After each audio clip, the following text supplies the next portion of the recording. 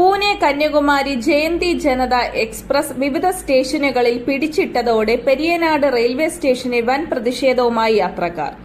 ഇന്ന് രാവിലെയായിരുന്നു സംഭവം. രാവിലെ 6:30-ക്ക് കായംകുളത്ത് കൃത്യസമയത്ത് എത്തിയ ട്രെയിൻ കരുനാഗപ്പള്ളിയിൽ വന്നപ്പോൾ 1 മണിക്കൂറിലധികം നിർത്തിയിട്ടു.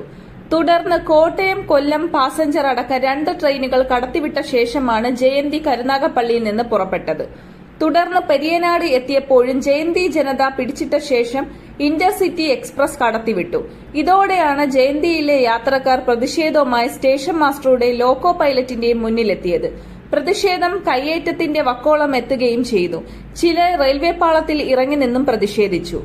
SSLC പരീക്ഷാ ഡ്യൂട്ടിക്ക് വർക്കലയിലേക്കും കടക്കാവൂരിലേക്കും പോവേണ്ട നിരവധി പേർ ജയന്തിയിലെ യാത്രക്കാരായിരുന്നു. തുടർന്ന് റെയിൽവേ പോലീസ് എത്തി ഇവരെ ഒഴിപ്പിക്കുകയായിരുന്നു. പാതയിൽ അറ്റകുറ്റപ്പണികൾ നടക്കുന്നതിനാലാണ് ട്രെയിൻ വൈകുന്നതെന്ന് റെയിൽവേ അധികൃതർ അറിയിച്ചു.